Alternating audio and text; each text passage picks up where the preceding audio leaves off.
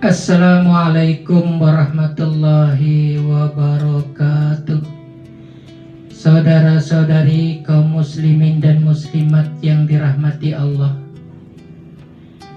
Di dunia ini ada berkah, ada keramat yang dekat sekali. Dia adalah ibu bapak kita, kedua orang tua kita. Tak usah kita susah payah datang ke makam-makam para wali.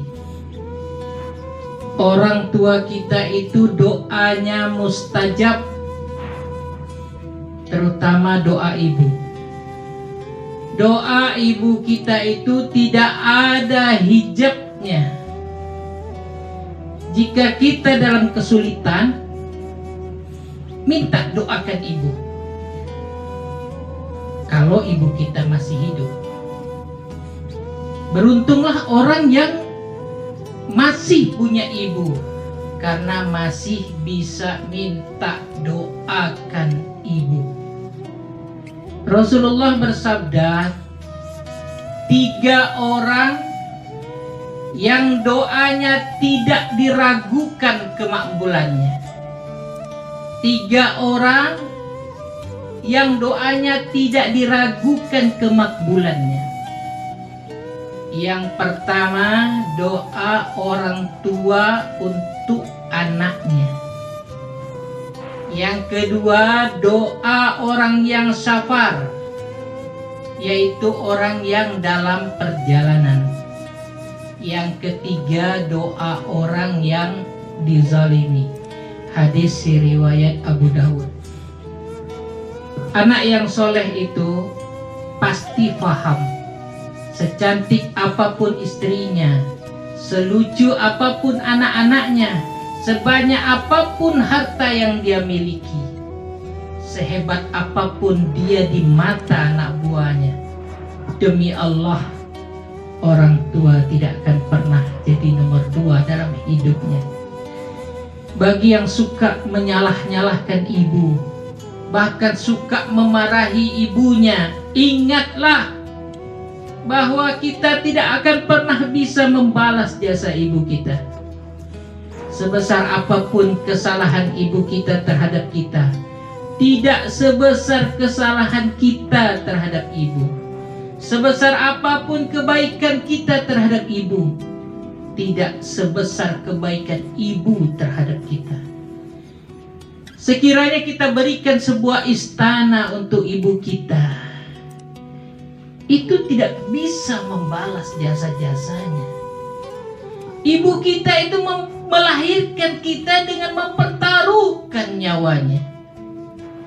Seorang laki-laki dari Yaman berjalan kaki menggendong ibunya menuju ke Mekah untuk menyampaikan hajat ibunya untuk menunaikan ibadah haji.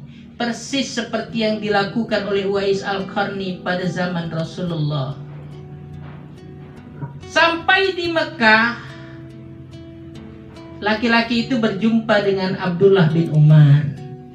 Laki-laki itu bertanya, "Wahai Abdullah, apakah dengan begini aku sudah dapat membalas jasa ibuku?" Abdullah bin Umar berkata, "Wallahi, demi Allah, rasa sakit yang diderita ibumu saat melahirkanmu, selamanya kau tak akan pernah bisa membalas jasa-jasanya." Seorang laki-laki menyeret ayahnya menghadap Rasulullah karena ayahnya telah mengambil uangnya tanpa seizin darinya. Rasulullah bertanya kepada ayah pemuda itu tentang hal itu. Sebelum menjawab, sang ayah menangis. Kemudian berkata, "Ya Rasulullah, dulu aku kaya, dia miskin." Karena memang anak yang lahir itu semuanya miskin. Makanan dibelikan orang tuanya, pakaian dibelikan orang tuanya, segala keperluan dibelikan oleh orang tuanya. Dulu dia lemah, aku kuat. Anak dari lahir itu semua lemah. makan disuapkan, mandi dimandikan, pakai pakaian pun dipakaikan, ya.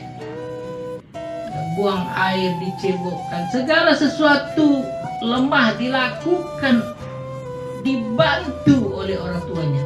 Orang tuanya kuat, dia lemah. Sekarang aku lemah, dia kuat. Dia kaya, aku miskin. Dulu aku cari nafkah untuknya. Kalau ada makanan yang hanya sedikit, pasti ku berikan untuknya. Aku lapar, dia kenyang. Dulu aku yang menyediakan dia makanan. Sekarang dia menyediakan makanan untuk dirinya sendiri. Ya Rasulullah, seandainya aku ini masih kaya seperti dulu, pasti aku akan berikan semua uangku untuknya. Mendengar itu Rasulullah menangis, air matanya membasahi pipi dan janggutnya. Kemudian Rasulullah berkata kepada anak laki-laki itu, kau dengar itu? Sungguh dirimu dan hartamu adalah milik ayahmu. Ya Allah, tidak ada alasan apapun untuk kita tidak memuliakan kedua orang tua kita. Rasulullah ketika berjumpa Halimatus Sa'diyah, beliau menghamparkan sorbannya dan beliau meminta kepada Halimatus Sa'diyah untuk duduk di atas sorbannya. Sayyidina Abu Bakar berkata, aku tak pernah iri kepada siapapun kecuali kepada Halimatus Sa'diyah, karena dia didudukkan oleh Rasulullah di atas sorbannya yang mulia. Halimatus Sa'diyah adalah ibu susuan Rasulullah, bukan ibu kandung Rasulullah. Bagaimana kalau Rasulullah berjumpa dengan ibu kandungnya? Entah apa yang dilakukan oleh Rasulullah untuk memuliakan ibu kandungnya itu. Nah, jadi jangan sepelekan orang tua kita. Mungkin ibu kita ini orang kampung, sekolah rendah, tidak berpendidikan, tapi jasanya sangat besar. Kita seperti ini adalah karena perjuangan dan jasa daripada ibu bapak kita. Kita mungkin tidak menyadari beliau-beliau itulah yang mendoakan kita. Mungkin pernah mendoakan kita sampai menangis, sampai meneteskan air mata. Sedangkan doanya adalah mustajab.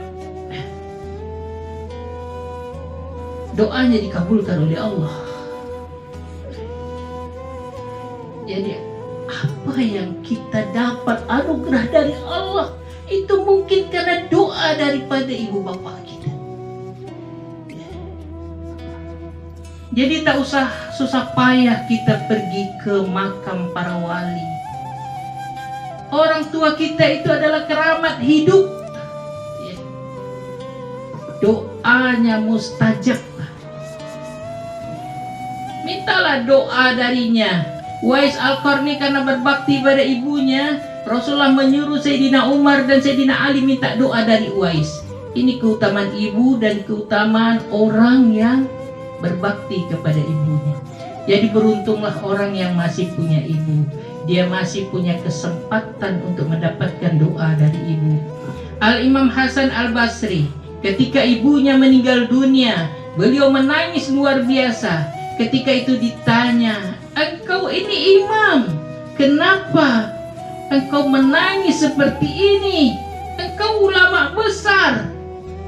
Kata beliau, aku menangis bukan karena qadarullah, bukan karena takdir Allah. Aku menangis bukan karena wafatnya ibuku. Aku menangis karena ada satu pintu surga yang tadinya terbuka untukku, hari ini ditutup oleh Allah Subhanahu wa ta'ala. Ya Allah, mari kita berusaha membahagiakan ibu bapak kita dan selalu minta doa darinya. Kita selalu minta doakan ya, karena doanya itu mustajab tanpa hijab. Ini saja yang dapat saya sampaikan. Mudah-mudahan bisa menjadi bahan renungan kita semua. Wabillahi taufiq wal hidayah. Wassalamualaikum warahmatullahi wabarakatuh.